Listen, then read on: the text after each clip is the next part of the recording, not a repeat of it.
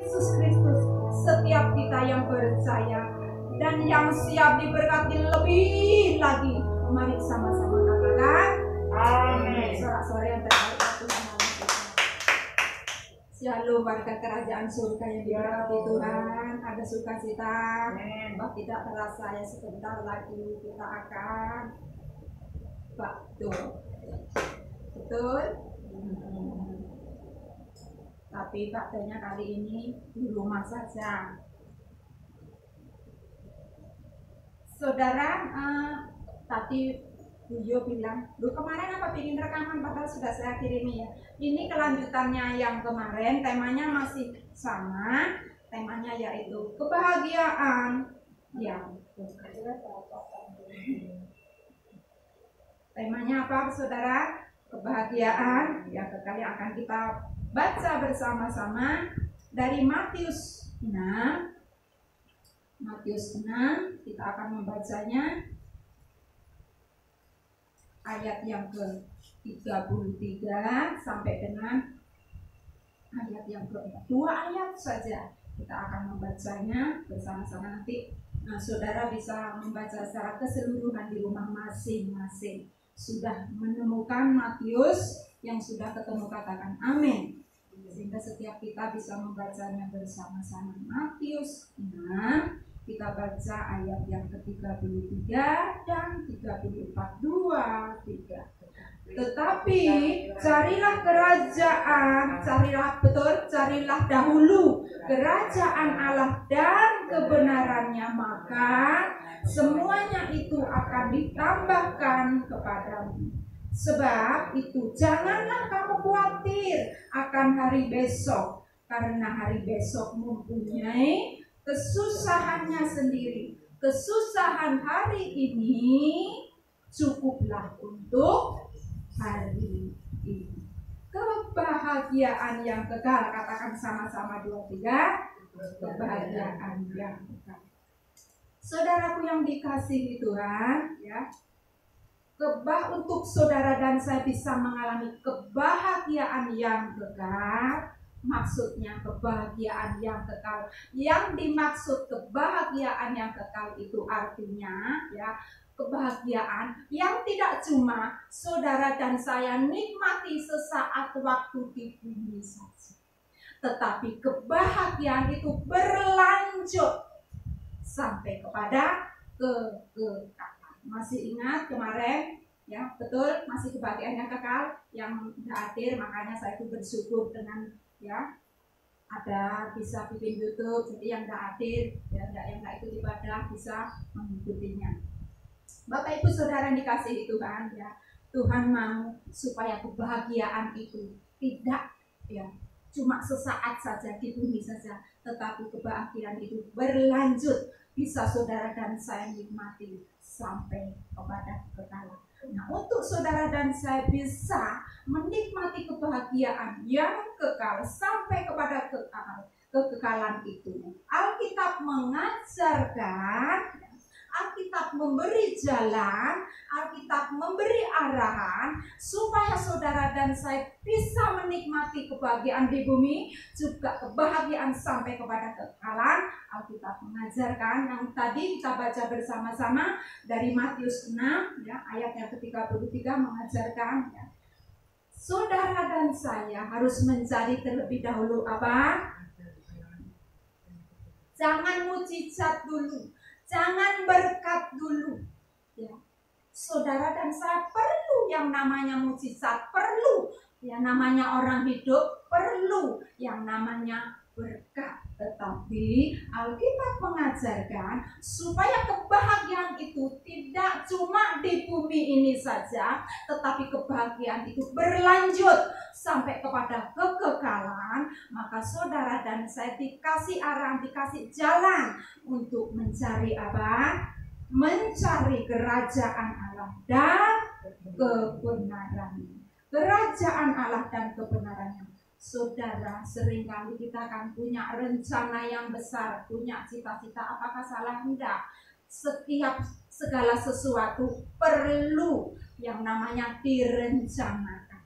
Dan yang namanya cita-cita itu baik, untuk membawa saudara dan saya lebih bertambah. Tetapi ingat ya, ketika rencana saudara tidak terjadi, cita-cita saudara tidak terjadi, percaya Tuhan sudah menyediakan segala sesuatu yang lebih besar.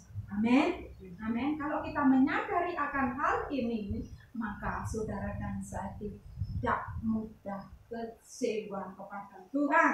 Aku kan sudah berdoa, aku kan sudah meminta. Ingat, ya memang harus saudara dan saya setiap hari berdoa dan berdoa. Sampai kapan? Sampai garis finish ya. Itu adalah yang terutama buat kita untuk terus menerus berdoa. Tetapi yang namanya cita-cita, keinginan ketika mentok di jalan, ya, kalau saudara dan saya yang dicari, yang dikejar kerajaan Allah dan kebenarannya, maka saudara akan menjadi orang yang bisa tetap bersyukur karena menyadari rencanaku yang dahsyat, cita-citaku yang wow bisa gagal. Saya percaya Tuhan merencanakan jauh yang lebih dahsyat. Haleluya.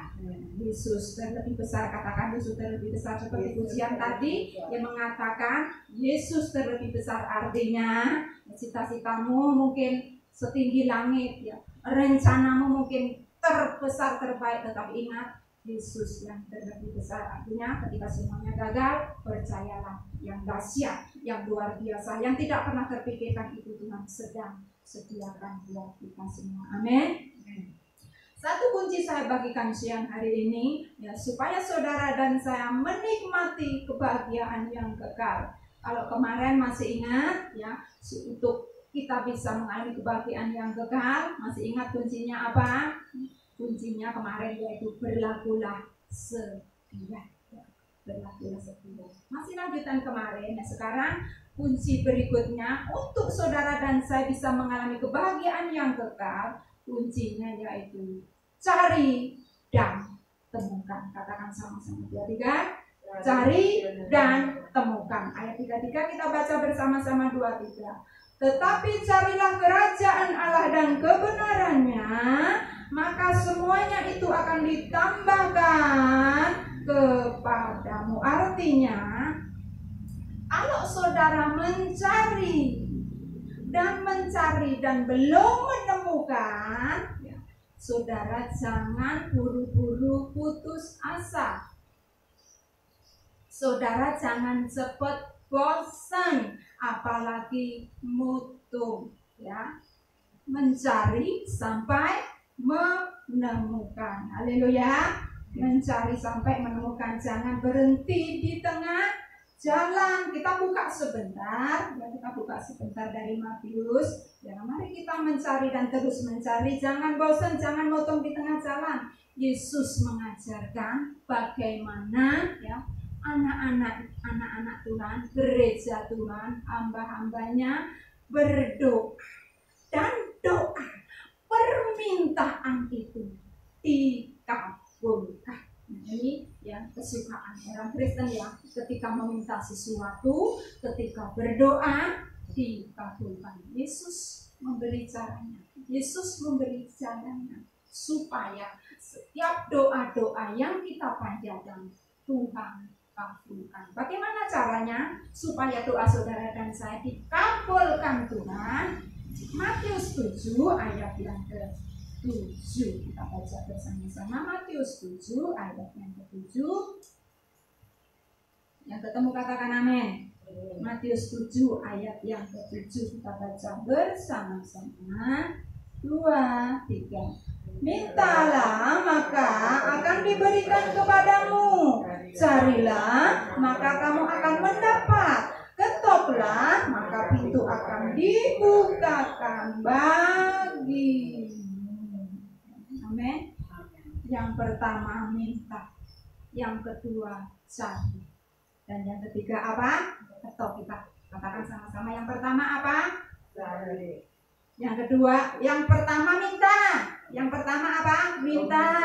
Ya. Dan yang kedua cari. Yang ketiga ketok. Yang pertama dulu, minta. Nah, kira-kira apa yang saudara selama ini minta kepada Tuhan? Oh, aku minta sama Tuhan supaya mujizat terobosan di dalam perekonomianku. Apakah salah? Tidak, ya, tidak salah. Ya. Alkitab mengajarkan supaya ketika saudara dan saya datang kepada Tuhan itu tidak sekedar meminta-minta, sehingga doa saudara dan saya dikabulkan. Dengan cara bagaimana? Kita buka sebentar, ini rahasianya ya, rahasianya supaya doa-doa yang saudara dan saya panjatkan di hadapan Tuhan itu betul-betul dikabulkan. Kita buka sebentar 1 Raja-Raja 3. Ini dahsyat, ini luar biasa ya. Tuhan mengabulkan, Tuhan memberikan ya segala permintaan dan doa-doa yang dipanjatkan hamba-hambanya, gerejanya, umatnya ya. 1 Raja-Raja 3. Sudah ketemu 1 Raja-Raja 3? Yang ketemu katakan amin. Di sini ya, kita akan baca bersama-sama. Tuhan mengabulkan, Tuhan memberikan segala yang diminta. Doa-doa yang kau dan saya panjatkan selama ini dikabulkan oleh Tuhan. 1 Raja-Raja 3, 1 Raja-Raja 3 ayat yang ke-9. Yang ketemu katakan amin. 1 Raja-Raja 3 ayat yang ke-9. 2, 3. Maka berikanlah kepada hambamu ini hati yang paham, menimbang perkara untuk menghakimi umatmu dengan tepat, membedakan antara yang baik dan yang jahat. Sebab siapakah yang sanggup menghakimi umatmu yang sangat besar? Ketika Salomo diangkat menjadi raja, berdoa meminta kepada Tuhan ya, dan Tuhan mengabulkan. Tuhan memenuhi apa yang diminta oleh Salomo. Yang diminta apa? Yang diminta Salomo waktu itu hikmat, atau dia minta hati yang paham. Minta hati yang paham. Bapak Ibu Saudara, ketika ya Tuhan sedang membawa kita di lembah-lembah pekat, lembah kelam, seringkali saudara dan saya tidak mengerti. Doa meminta terobosan itu tidak salah, boleh, tetapi ya, yang barusan kita baca 1 Raja-Raja 3 ayat 9 mengajarkan ketika datang kepada Tuhan jangan sekedar meminta-minta, tetapi mintalah apa? Hati. Minta hati yang paham. Tuhan, tolong Tuhan beri aku hati yang paham untuk melewati pandemi. Berikan kepadaku hati yang paham Tuhan untuk membawa anak-anakku menjadi anak-anak yang berkasih.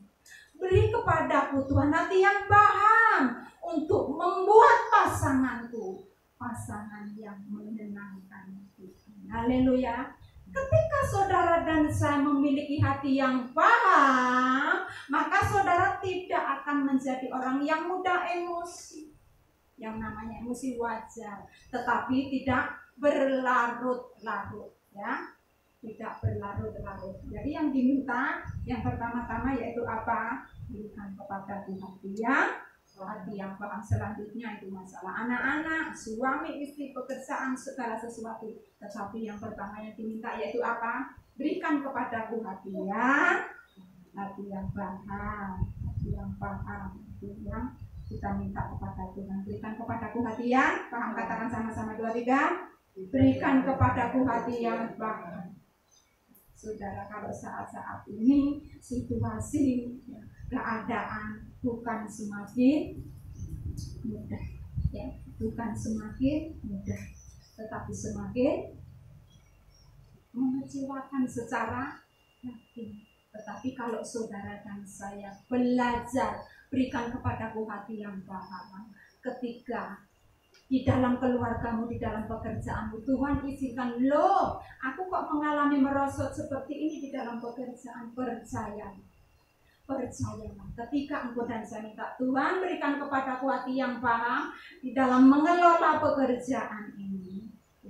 Saat merosot Tuhan bisa beri, ya, engkau dan saya didapati Tuhan, hati kita, hati yang bisa bersyukur.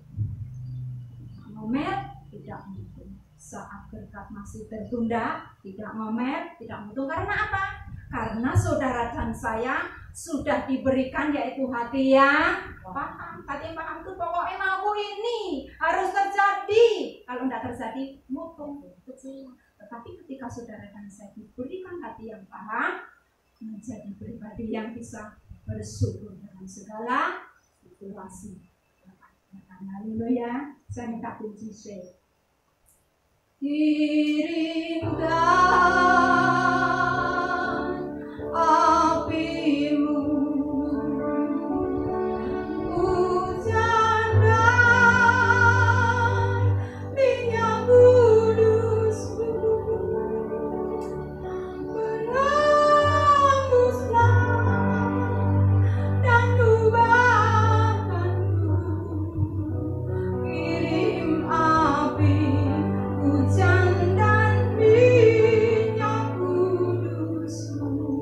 Doa kami di hadapan-Mu Tuhan. Kirimkan api-Mu, haleluya. Hujan dan minyak kudus-Mu, berhembuslah dan ubahkanku. Kirim api, hujan dan minyak kudus-Mu. Sekali lagi kita naikkan. Kirimkan api-Mu, haleluya. Hujan dan minyak kudus-Mu, berhembuslah dan ubahkanku. Kirim api, hujan dan minyak kudus-Mu. Kirim api, hujan dan minyak kudus-Mu. Bapak Ibu Saudara, seringkali ya kita pernah di sini yang mengalami yang namanya dikemplang atau disertai saya. Tetapi ya, ini dahsyatnya. Kenapa Tuhan mengajarkan untuk saudara dan saya minta hati yang paham itu? Ketika sesuatu di tanganmu itu, ini tak eman-eman Bu Ana, aku ngumpulkan sedikit demi sedikit Bu Ana, jebule dikemplang. Ketika saudara dan saya memiliki hati yang paham, saudara sesaat mungkin marah itu manusiawi, karena saudara dan saya belum jadi malaikat. Tetapi ingat, janganlah marah itu berlarut-larut. Ketika hati yang paham itu saudara dan saya miliki, ketika Tuhan izinkan engkau dikemplang, maka pikiran saudara terbuka. Terbuka bagaimana Tuhan? Contoh mungkin ya, uang yang selama ini, pundi-pundiku yang selama ini tak eman-eman, dihapusi, dikemplang. Ketika pikiran saudara dan saya terbuka, ketika hati kita hati yang paham, maka pikiran kita berbeda. Cara berpikir, cara berbicara kita berbeda. Cara berbicaranya, aku tidak pernah tuh ya, segala sesuatu, uang yang selama ini tak simpen, tak eman-eman, jebule dikemplang, dihapusi. Tidak kecewa, pertama kecewa, tetapi ketika hati yang paham itu saudara dan saya miliki, saudara berbicara, saudara berpikir lain, berbeda dengan cara dulu. Uang yang lepas dari tanganku, aku merasa tidak kehilangan itu. Nah kok bisa Bang? Karena uang yang aku miliki milik Bapa di surga. Milik Bapa di surga. Dan aku bersyukur, aku punya sarana, sumber dari segala sumber. Siapa namanya? Jadi ketika ya, sesuatu yang dikemplang itu, hatimu tidak pahit, hatimu tidak kecewa, karena saudara dan saya sudah diubah hatinya menjadi hati yang mahal. Jadi merasa aku tidak kehilangan uang tuh, karena uang yang selama ini di tanganku, ketika diizinkan Tuhan dikemplang, ketika Tuhan izinkan dihapusi, ya sumber tidak pernah berhenti, pasti menggantikan 2 kali lipat.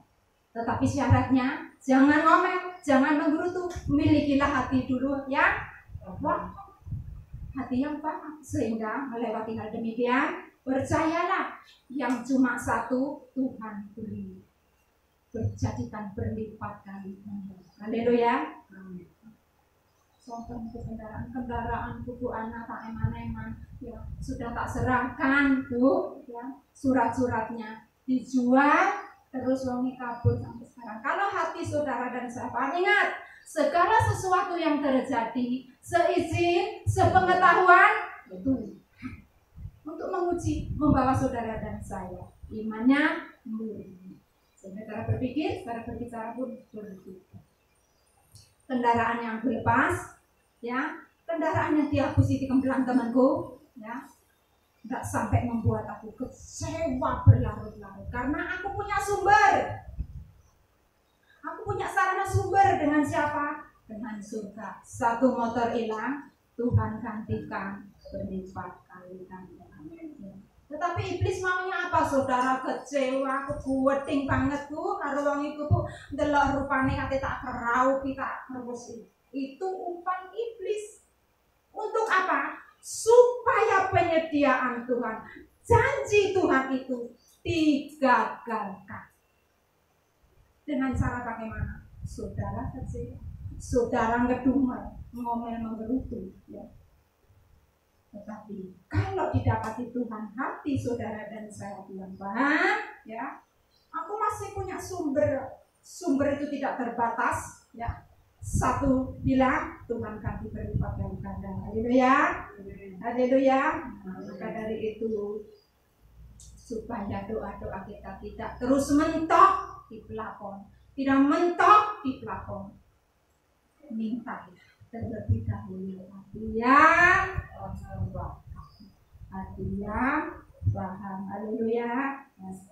Salomo tidak meminta, kita satu raja-raja tadi nanti saudara bisa membaca ya di rumah secara keseluruhan supaya gamblang ya, karena waktunya tidak nyandak kalau saya jelaskan semua di sini. Salomo tidak meminta kekayaan, Salomo tidak minta umur panjang. Apakah salah? Enggak salah ya. Boleh saja. Seperti kita setiap kali ulang tahun kan doanya bagaimana? Umur panjang di tangan kananmu, di tangan dirimu kekayaan dan kehormatan